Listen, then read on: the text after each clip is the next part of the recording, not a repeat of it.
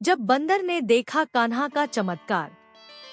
ब्रज की भूमि पर जब भी श्री कृष्ण ने लीला रची, संपूर्ण सृष्टि उस अद्भुत प्रेम और हास्य से सराबोर हो गई।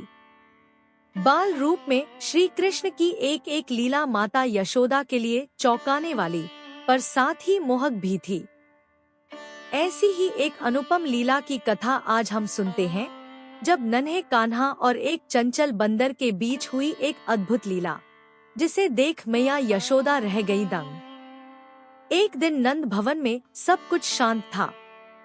गोकुल के अन्य बालक अपने अपने घरों में थे और कान्हा थोड़े चंचल मूड में थे। उन्होंने पहले माखन खाने की सोची, पर जैसे ही मटकी की ओर बढ़े, उनकी दृष्टि खिड़की से अंदर झांकते एक बंदर पर पड़ी।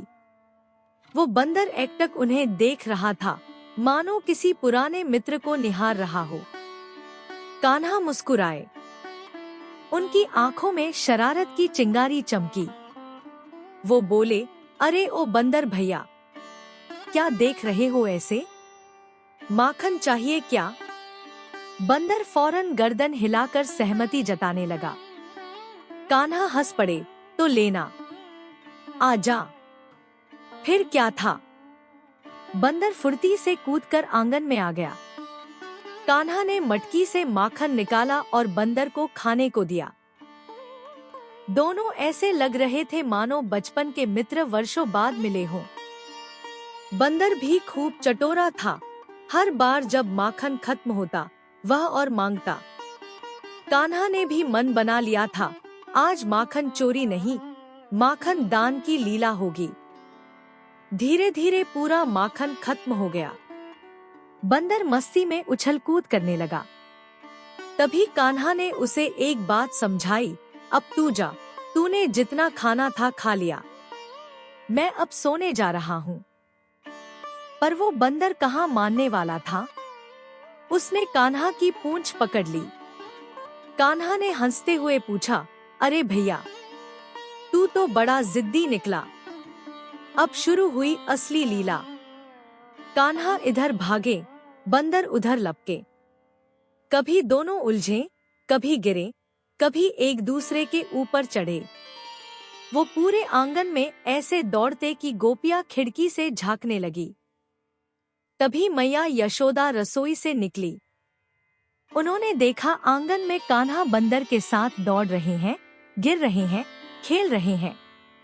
एक पल को उन्हें लगा कि शायद कान्हा डर गया है, पर जैसे ही उन्होंने कान्हा का चेहरा देखा, वहां था सिर्फ आनंद, शुद्ध हंसी। मैया यशोदा बोली, लाला, ये क्या कर रहे हो? बंदर से क्यों झगड़ रहे हो? कान्हा बोले, मैया, मैंने तो इसे माखन दिया, अब ये मेरा साथ नहीं छोड़ रहा। देखो ना, मेरी पूंछ पकड़कर घूम रहा है। मैया ने डपटते हुए कहा, तू बंदर से क्यों उलझ रहा है? कहीं काट लिया तो? कान्हा मुस्कुराए, मैया, ये कोई साधारण बंदर नहीं, ये तो मेरे संग लीला रचाने आया है। देखो ना, कितना अच्छा नाचता है। मैया ने देखा अब बंदर सचमुच नाचने लगा था। वो पाव पाव पर उछल रहा था, कान्हा ताल दे रहे थे। ऐसा दृश्य था कि यशोदा की आंखें खुली की खुली रह गई। गोपियां तालियां बजा रही थी, जैसे गोकुल में अचानक कोई बालनाट्य प्रारंभ हो गया हो। और तभी कान्हा ने कमाल कर दिया। उन्होंने बंदर से कहा, चलो अब मैं तुम्हें आकाश की सैर कराता हूँ। और उन्होंने अपनी उंगली उठाई। अगले ही क्षण बंदर हवा में उछला, पर गिरा नहीं। वो जैसे किसी अदृश्य सीढ़ी पर चढ़ता जा रहा था। सब स्तब्ध रह गए। मैया यशोदा ने दोनों हाथों से अपना सिर पकड़ लिया। हे नंदलाल, ये क्या हो रहा है? कान्हा हंसते हुए बोले, मैया, ये लीला है। इस बंदर ने पहले जन्म में मेरी सेवा की थी। आज ये भूखा था, माखन मांगने आया। अब मैं इसे अपने लोक की सैर करा रहा हूँ। यशोदा सोच में पड़ गई। कैसे हो सकता है कि उनका लाला, जो अभी घुटनों के बल चलता है, ऐसे अलौकिक चमत्कार करे, पर ये पहला अवसर नहीं था। कभी मुंह में ब्रह्मांड दिखाना, कभी माखन बांट देना, कभी गायों को रोक देना, लाला की लीला अपरंपार थी। बंदर जब हवा में घूमकर नीचे उतरा तो उसने कान्हा के चरणों को छूकर प्रणाम किया और तुरंत अदृश्य हो गया। गोपियां दंग रह गई। यशोदा बोली, लाला, कौन था वो? कान्हा ने उत्तर दिया, मैया, जब समय आएगा तब बताऊंगा। अभी तो बस इतना जान लो, तुम्हारा कान्हा अकेला नहीं है, सब उसके साथ हैं, प्राणी, पशु, पक्षी, देव, ऋषि और ये ब्रजभूमि।